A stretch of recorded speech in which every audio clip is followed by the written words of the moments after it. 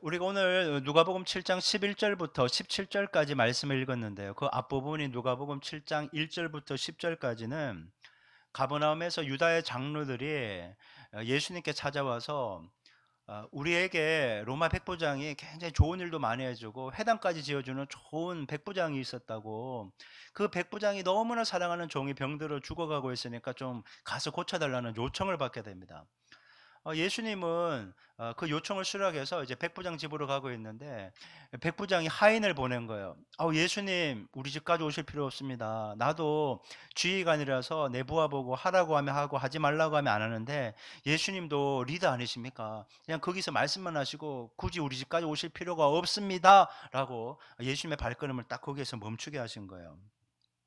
백부장의 말은요, 예수님을 크게 감동시키죠. 그래서 예수님도 야, 이스라엘에서 이만한 믿음을 본 적이 없다고 하면서 그냥 그 자리에서 종은 치유받을지어다 선포하니까 그냥 나아버리는 그런 놀라운 일들이 있었습니다. 그것이 바로 갈릴리 지역의 거점 도시인 가버나움에서 있었고, 오늘은 바로 그 사건 이후에 바로 오늘 나인성이라는 곳에서 있었던 이야기를 우리에게 소개해주고 있는 거예요. 이 나인성에는 가버나움에서 나인성으로 이제 와서 일이 진행되는데, 이 가버나움에서는 백부장의 죽어가는 종이 치유받은 것이고, 나인성에서는 죽은 외아들, 가부의 죽은 외아들이 다시 살아나는 그런 이적을 우리가 보게 되는 거죠. 백부장의 병들어 가는 죽어가던 종, 그 다음에 죽은 외아들. 성경은 이 사람들이 치유받고 되살아난 거에 포커스가 아니라 이것을 요구하고 있는 백부장과 또 슬퍼하는 한 과부에게 초점을 맞추고 이야기를 전개하고 있는 것에 우리가 주목해야 됩니다. 여러분, 두 사람의 신분 차이가요, 극과 극이에요. 로마의 백부장이라는 것은 그 식민 지역을 지배하는 사람이고 굉장히 강력한 영향력을 행사할 수 있는 지도자였다는 겁니다. 근데 이스라엘에서 가장 불쌍한 세 부류가 있거든요. 가부, 고아, 나그네. 나그네는 이제 외국인이라는 거예요. 그 가장 불쌍한 부류에 속하는 바로 이 가난한 자, 이 과부가 오늘 이렇게 비교되면서 이 이야기가 붙어 있다는 거죠. 여러분, 만약 사람들이 두 사람 중에 한 명을 택해서 좀 챙겨줘야 된다면 누구를 선택했을까요? 전부 로마 백부장을 선택했겠죠. 뭐 신분차가 많이 나고 내가 뭔가를 좀 섬겨줘도 뭐 혹시 받아 먹을 것도 있다고 한다면 갑을 챙겨줘봐야 뭐가 나오겠어요. 백부장을 챙겨줘야지 자기들의 이득이 되니까 사람들의 마음은 백부장에게 갔을 거라는 거예요. 그런데 여러분, 예수님은 백부장이든지 가보든지 여러분 있는 모습 그대로 공평하게 사랑해 주시고 은혜를 베푸신다는 것이 이게 놀라운 축복이라는 거예요. 여러분, 주님은요 사람을 신분이나 배경으로 이렇게 차별하지 않는다는 거예요. 여러분, 이것이 얼마나 은혜입니까? 여러분, 세상은 잘난 사람, 능력 있는 사람을 쳐줘요. 그냥 세워주고 인정해주고 우러러 봐주고 대접해주는 거예요. 못난 사람, 힘이 없는 사람, 빽이 없는 사람은 뭐 잘 거들떠 보지도 않는다는 거죠. 그게 세상이에요. 근데 우리 주님은요, 여기에는 우리가 뭐 공부를 많이 했든지 적게 했든지, 인물이 좋든지 나쁘든지, 뭐 집안이 좋든지 나쁘든지 상관없어요. 그냥 있는 모습 그대로 사랑하고 존중하고 받아주시는 분이라는 거예요. 여러분, 이것이 얼마나 큰 축복입니까?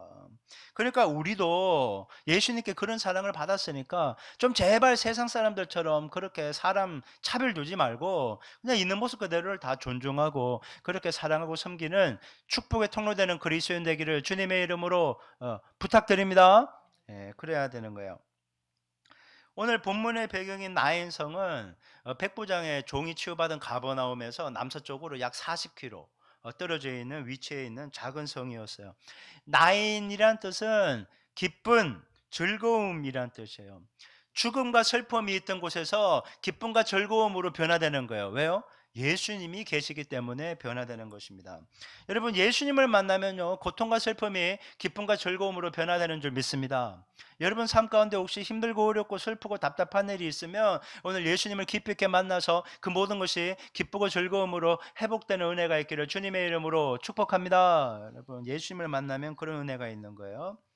자, 이제 본문의 사건을 한번 구체적으로 살펴볼게요. 자, 본문 11절 12절 말씀 읽겠습니다. 11절 12절 시작.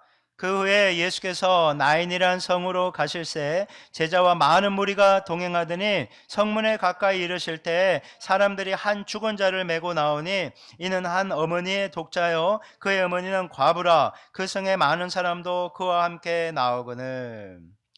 자, 제자와 많은 무리가 예수님을 따라서 그 가버나움에서 이 나인성까지 이렇게 따라오고 있는 거예요. 수많은 행렬이 있었어요.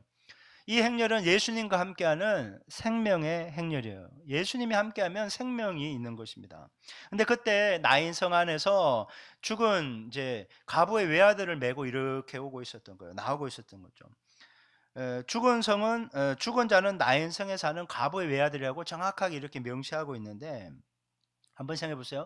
이 여인이 남편을 잃었어요. 그러면 이제 쳐다보고 사례가 아들밖에 없잖아요. 그것도 외아들. 근데 그 외아들마저 잃어버린 것입니다. 여러분 얼마나 안타깝겠어요. 우리 주변에 만약 그런 사람이 있어도 굉장히 마음이 안 좋을 거예요. 그래서 그런지 이 장례행렬에 성 안에 있는 많은 사람들이 함께하고 있었다라고 성경은 말씀하고 있어요. 그런데 많은 사람이 아무리 장례 행렬에 동행하면서 위로를 해줘도 여러분 이것은 죽음의 행렬이에요. 왜요? 예수님이 없기 때문인 것이죠. 예수님이 함께하는 행렬은 생명의 행렬이고 예수님이 없는 행렬은 여러분 죽음의 행렬이라는 것을 기억해야 돼요. 예수님이 함께하는 이 생명의 행렬과 이 죽은 자를 메고 오는 죽음의 행렬이 이렇게 부딪히고 있는데, 전 여기에서 인생의 중요한 원리를 하나 깨닫게 되었습니다. 그것은 사람은 결국 둘 중에 하나의 행렬에 동참하고 있다라는 사실입니다. 예수와 함께하는 생명의 행렬에 내가 속해서 동행하고 있든지, 예수가 없는 그 죽음의 행렬, 곧 결국에는 죽을 수밖에 없는, 멸망갈 수밖에 없는 죽음의 행렬에 있든지, 우리 인생은 결국 둘 중에 하나라는 거예요. 여러분 세상 사람들이 아무리 멋지고 화려하고 성공적인 인생을 살아도 예수와 함께하지 않는 그 인생길은 결국 장래행렬이라는 겁니다. 죽으러 가는 거예요. 결국 죽는 거예요. 마침표는 죽음이고 멸망이고 사망이고 지옥이라는 거예요. 하지만 세상적으로 그다지 내세울 만한 것 없다고 해도, 좀 부족하고 연약하다고 해도 예수님과 함께하는 우리의 인생, 여러분 생명의 행렬인 줄 믿습니다. 여러분 우리도 원래 죽음의 행렬을 따라가던 사람들 아닙니까? 근데 주님이 택하셔서 우리를 그 속에서 빼내주신 거예요. 너 왜 죽음의 행렬로 가? 너는 생명의 행렬로 와. 그래서 예수를 믿고 예수의 생명줄 붙잡고 우리는 생명의 행렬로 가는데, 여러분 우리는 결코 이 생명의 행렬을 떠나서는 안 되고, 또 죽음의 행렬로 가고 있는 나의 가족들, 믿지 않는 가족, 믿지 않는 친구, 선배, 형제들, 직장 동료들 붙잡아내서 생명의 행렬로 함께 동행해야 될 줄 믿습니다. 여러분 남편과 자식을 먼저 떠나보낸 이 과부라고 표현하잖아요. 일부러 불쌍한 여인인 걸 계속 강조하기 위해서 계속 외아들 잃은 과부라는 것을 계속 표현하고 있어요. 여러분 어떤 말로도 위로가 되지 않을 거예요. 제가 이걸 묵상하면서 야 이건 정말 절망이겠다. 남편만 잃어도 절망스러운데 아들까지 잃었으니, 그것도 유일한 아들까지 잃었으니 이 여인은 이제 홀로 남은 거예요. 홀로. 얼마나 절망적이었겠어요. 여러분 인생이란 가부의 삶과 같다는 생각이 들었어요. 믿고 바라고 의지했던 것들이 하나씩 하나씩 다 없어지고 결국에는 모든 것이 사라지고 죽어버리는 것이 인생이다라는 거예요. 그래서 인생을 참 더덥다, 공수래 공수고 빈수레로 왔다가 빈수레 끌고 가는 게 인생이다, 참 그대로 표현하는 것 같습니다. 우리 건강이 영원할 것 같잖아요. 그렇죠? 저도 이제 막 50 직접 바라보다 보니까 몸이 확실히 옛날하고 틀리더라고요. 청년부 사역할 때는 "야 35세가 틀려." 막 이렇게 얘기했어요. 그러면 애들이 정말요?" 막 이렇게 얘기했고, 40 대니까 이건 또 틀려." 막 40 줄 그런 거 있잖아요. 이제 뭐 50을 가까이 가다 보니까 이건 뭐 제가 이런 예. 한가 이렇게 60, 70 되신 분들 앞에 참 민망한 얘기지만 몸이 확실히 달라지는구나 되게 많이 느끼고 있어요. 여러분 힘이 있던 권력도요 오래 못 가잖아요. 부와 명예도 순식간에 다 사그러지는 거 아닙니까? 사랑하는 배우자, 부모, 자식도 언젠가는 다 떠나게 되는 거예요. 내가 먼저 떠날 수도 있고 그들이 먼저 떠날 수도 있고, 눈에 보이는 이 모든 것들은 결국에는 다 사라진다는 거예요. 그게 인생의 진리라는 거예요. 그러니까 눈에 보이는 것, 세상의 것에 너무 연연하지 말자는 거예요. 그거 안 잃겠다고 붙잡아 봐야 놓치고 너무 후회스럽고 너무나 공허하다고 막 힘들어하지 말고, 여러분 영원히 사라지지 않는 위의 것, 하늘의 것, 영원한 것 바라보고 살 수 있기를 주님의 이름으로 축복합니다. 영원한 건 뭐예요? 영생 아니에요. 내 몸은 죽지만 내 영혼은 영원히 주님과 함께 신령한 몸, 영원히 사는 그 몸과 함께 주님과 영원히 산다는 그 소망을 가지고, 부활에 대한 소망을 가지고 내 인생이 여기서 끝이 아니야. 주님과 함께하는 또 새로운 이생이 있다는 거, 그리고 주님이 세우신 몸된 교회를 세우는 것이 가장 가치 있고 의미 있는 일이고, 진정 세상의 부와 성공과 화려함이 아니라 주님이 내게 맡기신 그 사명을 위해서 열심을 내고 사랑하고 섬기며, 남들이 알아주지 않는다고 해도 내가 헌신하고 눈물의 씨앗을 뿌리며 기도하는 그 모든 것이 가장 가치 있고 소중한 것이라는 거예요. 하나님, 내가 그런 인생 살게 하여 주옵소서. 여러분, 그런 우리 모두가 돼야 되는 거죠. 여러분, 장래 행렬을 우리가 한번 따라간다고 생각해 볼게요. 그리고 우리가 장래 행렬에 있는 외아들 잃은 과부예요. 이게 이스라엘 사회에서는 하루 안에 이게 다 장례 치르고 이제 간을 묻어야 되거든요. 이게 하루밖에 안 지난 거예요. 쉽게 말해서. 여러분, 얼마나 가슴이 미어지겠어요. 이 장례 행렬 속에 있는 이 여인의 눈은요, 어디를 바라보고 있을까요? 뭐 두리번거리고 있을까요?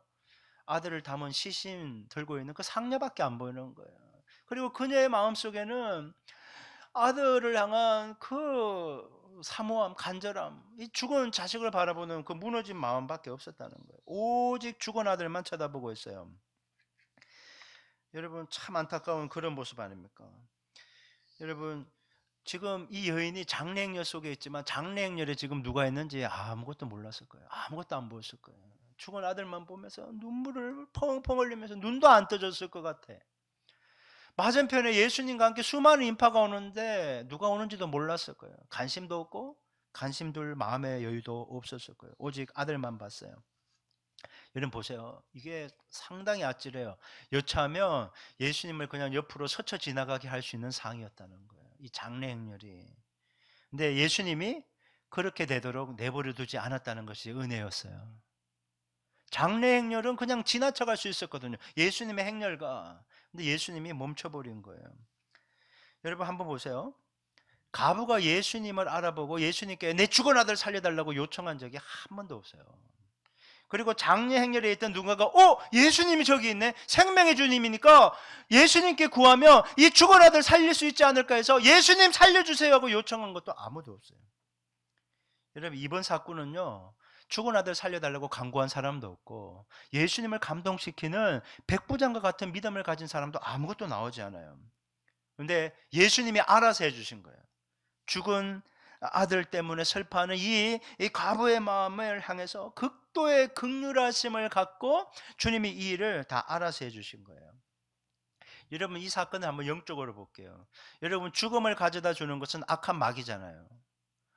여러분, 건강하고 행복하게 사명 감당하면서 잘 사는 것이 하나님의 플랜이었는데 죄가 세상에 들어오면서 사람들이 죽게 된 거예요. 너무 비참하게 죽게 된 거예요. 이 외아들이 죽은 것은 악한 마귀의 사탄의 승리라고 할 수 있는 거죠. 사탄이 이 시신을 메고 장례 행렬을 지금 인도하고 의기양양하게 성 안에서 나오고 있다라고 이렇게 생각하셔야 돼요. 그런데 예수님이 그 사탄의 승리 행렬을 딱 막아선 거예요. 나는 너에게 승리를 주지 않을 거야 하고 딱 멈춰버린 거예요. 브레이크를 거신 거예요. 제동을 거신 거예요. 그래서 생명의 주님이 죽음을 물리책임으로 말미암아 누가 만왕의 왕 만유의 지인지 보여주겠다. 이것이 바로 예수님의 플랜이었던 것이죠. 오늘 본문 13절 14절 보겠습니다. 13절 14절 읽을게요. 시작. 주께서 가부를 보시고 불쌍히 여기사 울지 말라 하시고 가까이 가서 그 간에 손을 대시니 맨 자들이 서는지라. 예수께서 이르시되 청년아 내가 네게 말하노니 일어나라 하시매. 자, 누가복음의 저자는 누가예요? 의사 누가예요. 그래서 내용들이 좀 구체적이고 병도 좀 정확하게 이렇게 기록되어 있어요. 세부적으로 기록되어 있어요. 근데 금방 읽었던 13절에 보면 예수님을 의도적으로 주께서라고 하는 주라고 표현하는 것을 보게 돼요. 주라는 것은 헬라어로 퀴리어스라는 거예요. 주인, 신이라는 뜻이에요. 로마 사람들은 로마 황제 시저를 큐리어스 주인이라고 했어요. 근데 그리스도인들이 예수님이 큐리어스 주인이다 했다가 반역죄로 막 죽고 그랬거든요. 근데 누가복음의 저자 누가는 지금 이 순간에 예수님을 퀴리어스, 주인, 신, 죽은 자를 살릴 수 있는 생명의 주인이라는 거, 하나님의 아들이신 예수 그리스도라는 것을 강조하기 위해서 일부러 주께서라고 표현하고 있는 거예요. 일부러 강조하고 있는 거예요. 주 예수님은 죽음의 행렬 안에서 죽은 시신을 바라보고 있는 이 과부를 향해서 너무 안타까운 마음이 생겼어요. 여러분 13절에 보면 불쌍히 여겼다라는 말이 있잖아요. 이것은 단순하게 아유 아들도 잃었으니까 너무 안 됐다 이런 표현이 아니에요. 이게 헬라어 단어에 보면요. 여러분 이렇게 생각하면 돼요. 지금 내 자식이 죽었어요. 학교 간 애가 죽었다고 연락이 왔어요. 그러면 가슴이 어떨까요? 아니 내 아내가 뭘 사러 갔는데 죽었다는 연락이 온 거예요. 아니 내 남편이 일하러 갔는데 죽었다는 소식을 접했고 내 부모님하고 빨리빨리 잘 계시라고 전화통화 끝났는데 몇 시간 뒤에 죽었다는 소식이 왔다고 한번 생각해 보세요. 가슴이 터지는 거예요. 그때는 터지는 거예요. 지금 바로 그 심정이 온 거예요. 예수님이 아니 과부의 심정은 그럴 수 있지만 예수님이 지금 그런 심정으로 이 과부를 바라보고 있었던 거예요. 예수님이 지금 외아들을 잃고 절망하는 과부를 봤을 때 창자가 끊어질 것 같은 고통, 이게 옛날에 단장이라고 했죠. 이 단장의 미아리 고개라는 말처럼 이 창자가 끊어질 것처럼 너무나 고통스러운 것을 과부만 느낀 것이 아니라 그 행렬을 지나보내던 예수님이 과부의 심정을 자기가 이입을 받은 것이죠. 여러분 예수님은 이 과부를 오늘 처음 봤어요. 처음 봤어요. 근데 그녀를 이토록 불쌍히 여기고 있는 거예요. 여러분 예수님 이 불쌍히 여기다는 이 말이 예전에 그 나사로가 죽었을 때 그 무덤 앞에서 우는 거하고 똑같은 거 너무나 각별했잖아요. 나사로와 그 마리아 마르다하고는. 만약 예수님의 12제자 중에 한 명이 죽었다면 이렇게 불쌍히 여긴다면 이해가 갈 거예요. 그런데 지나가던 처음 보는 행렬에 있는 여인을 보고 예수님이 이렇게 불쌍히 여기시는 거예요. 여러분 그런데 이게 은혜고 축복이에요. 왜냐하면 여기 있는 우리들에게도 이것이 적용되기 때문이에요. 여러분 주님은 여기 있는 우리도요 굉장히 긍휼히 여기신다는 걸 여러분 기억하실 수 있기 바랍니다. 왜냐하면 우리는 죄인이잖아요. 죄 가운데 살면서 고통과 슬픔을 당할 수밖에 없는 너무 연약하고 부족한 인생이라는 거예요. 계속 우리가 구원받았다고 해도 계속 죄 가운데 살기 때문에 악한 마귀가 우리를 계속 무너뜨리고 공격하는 거예요. 너무 시달리고 고달프고 어렵고 힘들어요. 문제 하나 넘기면 또 다른 문제가 찾아와서 시험 들게 하는 일이 너무나 많더라는 거죠. 근데 그것이 인생인데 그런 우리를 주님은 야 구원해 줬으면 네가 알아서 살아야지 뭘 다 챙겨줘야 되냐 이렇게 얘기한 적이 없다는 거예요. 주님은 안타까운 우리를 향해서 그렇게 마음이 무너질 정도로 찢어질 정도로 창자가 끊어질도록 우리를 긍휼히 여겨주신다는 거예요. 이 긍휼은 사랑의 다른 표현인 것이죠. 여러분 에베소서 2장 4절 5절은요 우리에게 이렇게 말씀하세요. 한번 읽어볼까요? 에베소서 2장 4절 5절 시작. 긍휼이 풍성하신 하나님이 우리를 사랑하신 그 큰 사랑을 인하여 허물로 죽은 우리를 그리스도와 함께 살리셨고 너희는 은혜로 구원을 받은 것이라. 여러분 우리는요 그냥 가만히 내버려 두면 잘할 것 같죠. 막 애들이 좀 내버려 두라고 이렇게 하는데 그렇지 않습니다. 우리는 다 죄인이고 가만히 내버려 두면 하나님을 떠나서 그냥 죄에게 악한 마귀에게 쏘가서 끌려가는 거예요. 광명의 천사처럼 가장하면서 이 길이 생명의 길이야, 이 길이 좋은 길이야, 네 인생 네 마음대로 하고 싶은 대로 좀 살아봐야 되는 거 아니야 하고 계속 끌고 가는데 그거 따라가면요 우리 결국 지옥으로 가고 멸망받습니다. 허물과 죄로 죽어 있는 것이 우리의 실존인데 그런 우리를 예수님이 살리셨다라고 얘기하는 거예요. 그 큰 사랑으로 허물로 죽인 우리를 그리스도와 함께 하나님이 살리셨다. 그리고 예레미야 3장 22절에 보면 주님의 자비와 긍휼이 무궁하심으로 인자와 긍휼이 무궁하심으로 우리가 진멸되지 않는데요. 주님이 공의의 잣대로 우리를 들이대면 우리는 곧바로 다 죽어야 되는 거예요. 죄인이기 때문에. 근데 주님이 불쌍히 여기시고 사랑으로 품으셔서 우리를 구원해 주셨다라고 얘기하는 거예요. 여러분 이것이 얼마나 큰 은혜입니까? 그러니까 여러분 우리가 은혜로 사는 거예요. 나 잘난 맛에 사는 것 아니에요. 그러니까 은혜로 사니까 한번 은혜 받았으니까 땡! 또 내 멋대로 살다가 문제 생기면 오는가 그런 게 아니라 날마다 주님의 은혜 보좌로 더 가까이 나아가야 된다는 거예요. 그래서 히브리서 4장 15, 16절은 우리에게 이렇게 말씀하시죠. 한번 읽어볼까요? 히브리서 4장 15, 16 시작. 우리에게 있는 대제사장은 우리의 연약함을 동정하지 못하시리가 아니요 모든 일에 우리와 똑같이 시험을 받으시니로되 죄는 없으시니라. 그러므로 우리는 긍휼하심을 받고 때를 따라 돕는 은혜를 얻기 위하여 은혜 보좌 앞에 담대히 나아갈 것이니라. 세상 사람들은요 우리의 연약함과 부족함을 보면요 불쌍하다 이렇게 생각하지 않아요. 아이고 야 건수 하나 잡았네, 이 약점 잡았다고 이것을 막 이용하고 우리를 짓눌러 버려요. 근데 주님은요 그것을 품어준다는 거예요. 동정하신다는 거예요. 약할 때 강함 대신에 바로 그 고백이 진정한 진짜 고백이라는, 약할 때 강함 되어 주시는 분이 우리 주님이라는 거예요. 나의 약함과 부족함을 보면 품어주고 채워주시는 분이 주님이에요. 근데 세상은 약하네? 그러면 더 뺏는 거예요. 이게 너무 안타까운 거죠. 그래서 여러분, 우리는 약할 때 강함 되시는 주님께 때를 따라 돕는 은혜를 구할게요. 때를 따라 돕는 은혜라는 것은 항상 주님께 나아가라는 거예요. 항상 주님께 나아가 주님의 은혜를 부여잡고 그 은혜로 사는 것이 참된 그리스도인이다라는 거예요. 여러분, 장래 행렬이 예수님을 만나야겠다고 작정하고 예수님이 오시는 행렬로 간 것이 아니에요. 가다 보니까 예수님의 행렬과 만났고 예수님께 특별히 부탁하지도 않았는데 긍휼히 여기셔서 죽은 자를 살려주시는 은혜를 경험한 거예요. 이게 또 이제 원고에는 없지만 제가 한 가지 공부하면서 배운 게 있었는데 그걸 알려드릴게요. 이 헬라의 원에 보면 여러분 누가복음 그 19장에서 삭개오 기억나시죠? 예수님이 일부러 삭개오를 만나려고 여리고에 돌무화과 나무 삭개오가 올라온 곳으로 들어갈 때 이두라는 헬라어를 썼다고 했죠. 보라 삭개오. 오늘에도 그 이두라는 단어가 있어요. 이 장래행렬이 그냥 만난 게 아니에요. 그 타이밍이나 여러 가지가 주님이 작정하고 만나신 거예요. 왜? 죽은 외아들을 살림으로 말미암아 사망 권세를 이기고 부활케 하시는 분이 예수님이라는 걸 보여주시기 위해서 이 모든 것을 당신의 뜻과 섭리 안에서 이루시고 있는 거예요. 우연이 아니에요. 여러분, 여기는 우리의 만남도 우연이 아니에요. 코로나19 터진 거 안타깝지만 여러분, 하나님의 뜻과 섭리 안에서 우리에게 주어진 거예요. 그러니까 원망하지 말고 불평하지 말고 여러분 더욱더 강하고 담대할 수 있기를 주님의 이름으로 축복합니다. 여러분, 하나님의 그 뜻과 섭리를 알아야 돼요. 여러분, 예수님은 특별히 부탁받지도 않았는데 이 과부의 정말 눈빛만 봐도 알 수 있었다는 거예요. 그의 심정이 다 전해져서 다 아신다는 거예요. 말하지 않아도 부탁받지 않아도 모든 것을 아시는 주님. 여러분, 우리의 눈빛만 봐도 주님은 다 알고 계세요. 그래서 주님은 얘기하시는 거예요. 작은 신음에도 응답하시는 분이라고. 여러분, 늘 주님만을 바라보시기 바랍니다. 근데 자 보세요. 죽은 아들 바라봐도요 안 살아나요.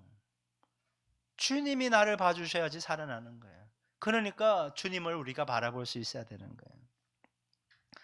예수님은요 시신이 담긴 간에 손을 대세요. 여러분, 우리가 간이라고 해서 뭐 오동나무 멋진 간이라 생각하면 안 돼요. 그냥 시신을 그냥 둘둘 그냥 이렇게 천으로 말아서 그냥 들것 있잖아요. 단가 같은 거라고 하죠. 그냥 그게 싣고 오는 거예요. 그게 이제 간이라고 표현한 거죠. 이게 시신이나 관에 손을 댄다는 건 부정해지는 거거든요. 민수기에 보면. 근데 예수님은 그게 고려치 않아요. 그냥 딱 붙잡아 서고 딱 이제 멈추게 한 거죠. 그 다음에 과부에게, 슬퍼하는 과부에게 울지 말라 이렇게 얘기해요. 아니, 울지 말라 그런다고 어떻게 안 울겠어요? 아들을 잃었는데, 남편을 잃고 아들을 잃었는데 너무 슬픈데. 근데 그 과부를 위로하는 데 시간 쓰지 않습니다. 예수님은. 그냥 예수님은 곧바로 죽은 자를 향해 선포하십니다. 청년아, 죽음에서 일어나라! 선포하는 거예요.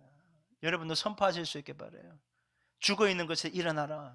내 남편 죽음에서 일어날지어다. 내 자녀 힘들면서 일어날지어다. 묶임에서 풀어질지어다. 여러분, 예수 이름으로 선포해서 승리를 경험하시기를 주님의 이름으로 축원합니다. 여러분, 선포하라. 여러분, 예수님은 죽은 자를 향해서 한번 일어나 볼래? 아, 주님, 뭐 멀리 갔던 영 오십시오 이렇게 얘기하지 않아요. 그냥 선포를 해버리세요. 일어나라 선포하십니다. 인격체를 대하는 거예요. 살아있는 인격체를 대하듯이 선포를 하시고, 예수님의 선포는 즉각적인 효력을 발생해서 죽었던 자가 일어나는 거예요. 한번 보세요. 칭칭 감은 상태로 일어나는 거예요. 그리고 거기서 말하니까 사람들이 막 벗기기 시작했을 거예요. 그런 모습이 이제 재현되는 거죠. 자, 본문 15절부터 17절 말씀을 한번 볼까요? 자, 15, 16, 17 한번 읽어볼게요. 시작.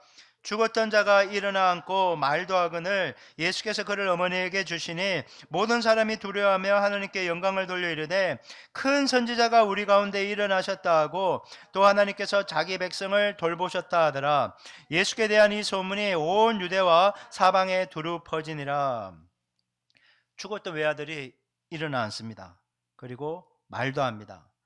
여러분, 일어나 앉았는데 말까지 했다는 것은 여러분 완전히 살아났다는 것을 의미하는 거예요. 예수님은 살아난 아들을 그 어머니에게 주십니다. 여러분, 예수님은 과부가 전혀 기대하지 못했던 어떤 면에서 구할 수 있다면 최고의 선물을 예수님은 주신 거예요. 여러분, 주님은 이런 분입니다. 우리가 믿고 바라고 소망하고 구하고 생각하는 것보다 더 넘치게 주시는 분이 여호와 하나님이세요. 그러니까 우리가 주님께 간구해야지 사람 붙잡고 씨름해서는 안 된다는 것이죠. 16절에 이 사건을 본 모든 사람들, 생명의 행렬에 있던 사람들과 죽음의 행렬, 장래 행렬에 있던 사람들이 죽은 자가 살아나는 걸 보고 깜짝 놀란 거예요. 그러면서 두려워합니다. 사람들은 두려워하면서 이렇게 고백해요. 아, 이 일은 하나님이 하신 일이야. 죽음에서 사람을 이렇게 세우는 것은 하나님이 하시는 일이야 라고 하나님께 영광을 올려드립니다. 이때 그 사람들이 하는 고백을 보십시오. 큰 선지자가 우리 가운데 일어나셨다. 하나님께서 자기 백성을 돌보셨다. 여러분, 하나님께 자기 백성을 돌보신 건 맞아요. 하지만 신앙 고백이 하나가 잘못되었어요. 예수님은 큰 선지자, 바른 신앙 고백이 아니었던 것이죠. 여전히 사람들은 예수님 누구신지 정확하게 알지 못했던 거예요. 여러분, 예수님은 구원자요 주님이세요. 생명의 주님이세요. 생명의 주관자요 만유의 주시요 인생의 참된 주인이신 분이 예수님인데 그것을 사람들은 아직까지 온전히 몰랐던 거예요. 그래서 큰 선지자다라고 얘기하는 겁니다. 여러분, 우리는 내가 믿고 있는 예수님에 대해서 정말 바른 신앙 고백을 가져야 되고요. 이 신앙 고백에도 순서가 있어야 돼요. 어떤 사람은 예수님의 치유의 은혜를 경험하다 보니까 늘 아플 때마다 치유해달라고 고백해요. 치유해, 여호와 라파의 하나님이에요. 어떤 사람들은 예수님이 내 필요를 공급하시는 분이에요. 맨날 공급해달라는 거예요. 이런 하나님, 그래서 공급되는 은혜를 경험하기도 하죠. 어떤 사람은 내 삶을 인도하는 선한 목자세요. 여호와 로이이신 거죠. 그래서 진압과 진료를 열어달라고 늘 기도를 해요. 물론 이런 하나님을 우리가 경험하고 있고 이런 하나님을 구해야 돼요. 물론 그런 주님 맞아요. 근데 근본적으로 가장 먼저 우리가 해야 되는 신앙 고백, 예수님은 나의 구원자요 주님이십니다. 이 고백이 있어야 되는 거예요. 만약 예수님이 나의 구원자요 주님이라는 제대로 된 신앙 고백과 함께 예수님을 영접하고 예수님과 동행하지 않은 상태에서 여러분 치유 경험할 수 있어요. 안 믿는 사람도 치유를 경험할 수 있고 인도하심을 경험할 수 있고 공급도 경험할 수 있거든요. 근데 그건 은혜 중에 하나잖아요. 예수님을 믿지 않은 상태에서 이 은혜만 경험하다 죽으면요, 예수님이 구원자와 주님이 아니기 때문에 멸망받고 지옥에 간다는 거예요. 그래서 영원히 변하지 않는 가장 기본적인 예수님은 구주요 주님이라는 신앙 고백 위에 먼저 서 있은 다음에 여러분 치유를 경험하든 공급을 경험하든 인도를 공급하든 문제를 돌파하는 그 여호와 하나님을 경험할 수 있어야 되는 것입니다. 여러분, 성경에는 여러 인물들이 예수님이 누구신지 신앙 고백하는 장면이 나오고 있거든요. 요한복음 1장에서는 예수님이 예수님께 나오는 나다나엘을 향해서 야, 내가 상수리 나무 아래에서, 그냥 상수리 나무 아래에서 말씀 보고 기도했던 사람이었다는 거예요. 내가 다 봤다라고 하니까 나다나엘이 깜짝 놀란 거예요. 이건 하나님과 나와의 은밀한 1대1 관계에 있는 분만 아는 건데 이 예수님이 안에 아, 이분은 하나님이구나 하면서 이렇게 고백합니다. 요한복음 1장 49절. 랍비여, 당신은 하나님의 아들이시오. 당신은 이스라엘의 임금이로소이다. 왕이다 이거지. 근데 랍비라고 해요. 랍비라고. 도마 아시죠? 도마. 의심 많은 도마라고 우리가 평가절하는데 도마가 없을 때 예수님이 부활하신 모습으로 제자들에게 나타나서 이렇게 나 부활했다라고 막 말씀을 하시고 떠나셨는데 나중에 도마가 와서 막 부활하신 예수님을 제자들이 봤다고 하니까 나는 옆구리에 창자국에 손도 찔러보고 손 구멍 난 곳에서 찔러보고 그래야 믿겠다고 얘기하니까 예수님이 일부러 와서 도마에게 얘기하는 겁니다. 찔러봐, 찔러봐. 도마가 찔렀을까요? 그건 잘 모르겠지만 여러분 그때 신앙 고백을 한 거예요. 위대한 신앙 고백. 요한복음 20장 28절. 도마가 대답하이르되 나의 주님이시요 나의 하나님이시니이다. 여러분 위대한 신앙 고백을 한 사람이에요. 의심하는 도마라고 하지 마세요. 나의 주님, 나의 하나님. My Lord, my God. 위대한 신앙 고백이에요. 여러분 예수님이 제자들에게 사람들이 나를 누구냐라고 한번 물어본 적이 있잖아요. 그때 제자들이 얘기합니다. 더러는 침례 요한, 더러는 엘리야, 더러는 예레미야나 선자 중에 한 명이라고 얘기하더이다. 그러니까 예수님이 제자들에게 묻잖아요. 너희들은 나를 누구라고 생각하니? 어떻게 고백할 거니? 라고 얘기하니까 마태복음 16장 16절에서 베드로가 이렇게 대답합니다. 시몬 베드로가 대답하이르되 주는 그리스도시요. 따라합니다. 주는 그리스도시요 살아계신 하나님의 아들이십니다. 정답을 정확하게 얘기한 거예요. 그리스도라는 그 기름 부음 분은 메시아라는 것이고 살아계신 하나님의 아들, 즉 하나님이다라는 정확한 신앙 고백을 합니다. 그러니까 이 베드로의 고백을 듣고 예수님이 이렇게 말씀하세요. 마태복음 16장 17절, 자 읽어볼게요. 시작. 예수께서 대답하여 이르시되 바요나 시몬아 내가 복이 있도다. 이를 내게 알게 하니는 혈육이 아니요 하늘에 계신 내 아버지시니라. 여러분, 예수님이 그리스도의 살아계신 하나님이라고 신앙 고백하고 알게 하고 믿게 한 것은 혈육, 즉 사람이 공부하고 가르쳐서 한 게 아니라 하나님이 알게 한 거야. 하나님이 너를 택하셨고 때가 되었을 때 너의 마음문을 여셔서 믿게 하고 보고했기 때문에 그런 주는 그리스도의 살아계신 하나님의 아들이라는 고백한 거지. 우연찮게 된 거 아니야. 모태신앙이라서 된 게 아니야. 친구의 고백으로 된 거 아니야. 하나님이 너를 택한 거야. 하나님이 알게 하신 거야 라고 얘기해 주는 거예요. 예수님을 구주와 주님으로 믿고 섬기고 따르는 것은요 결코 내 힘과 노력과 의지로 되는 것 아니에요. 하나님께 달려있어요. 그래서 은혜로 구원받는다고 얘기하는 거예요. 여러분, 우리가 죄인임을 깨닫고 그 죄에서 구원하시기 위해서 하나님께서 보내신 대속제물이 예수님이라는 사실이 믿어지고 그 주님을 구원자로 영접하고 인생의 참된 주인으로 모시고 주님께 늘 기도하면서 어떻게 해야 될까요? 묻고 지금 이 순간 하나님께 예배하는 것은 여러분 우연도 아니고 내 의지도 아니고 하나님이 은혜를 주신 거예요. 당신의 뜻과 섭리 안에서 우리를 지금 이 자리 가운데로 인도하신 거예요. 그래서 여러분 우리는 늘 은혜에 감사하며 사는 인생이 돼야 되는 거예요. 은혜로 사는 거예요. 은혜로. 그래서 디도서 3장 5절은요 우리에게 이렇게 말씀하세요. 디도서 3장 5절 한번 읽어볼까요? 자, 시작. 우리를 구원하시되 우리가 행한 바 의로운 행위로 말미암지 아니하고 오직 그의 긍휼하심을 따라 중생의 씻음과 성령의 새롭게 하심으로 하셨나니. 조금 어려운 말이지만 중요한 것은 긍휼하심을 따르는 거예요. 우리가 구원받게 합당한 어떤 행위 한 적이 한 번도 없어요. 주님은 우리를 불쌍히 여기신 거예요. 여러분, 성경에는 과부가 좋은 사람인지 나쁜 사람인지 소개하고 있지 않아요.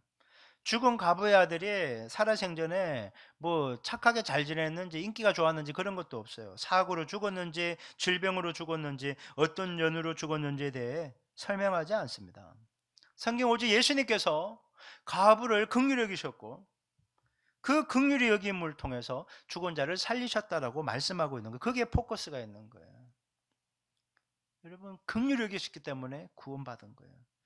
여러분, 주님이 여기 있는 우리의 배경을 보고 구원해 준 것이 절대 아니에요. 너는 공부 잘하니까, 인물이 좋으니까, 성품이 좋으니까, 착한 일 많이 했으니까, 너는 앞으로 소망이 있으니까 구원받아라, 그렇게 하신 적이 한 번도 없어요. 그냥 우리는 주님의 긍휼이 절대적으로 필요한 죄인이었던 거예요. 그리고 내가 주님을 선택한 것이 아니라 주님이 우리를 선택하시는 축복과 은혜를 우리가 받은 것입니다.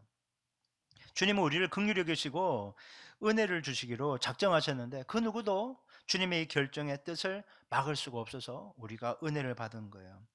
여러분, 올 한 해 무탈하게 지낸 게 얼마나 감사합니까? 저는 요즘에 한 해를 마무리하면서 되게 감사해요.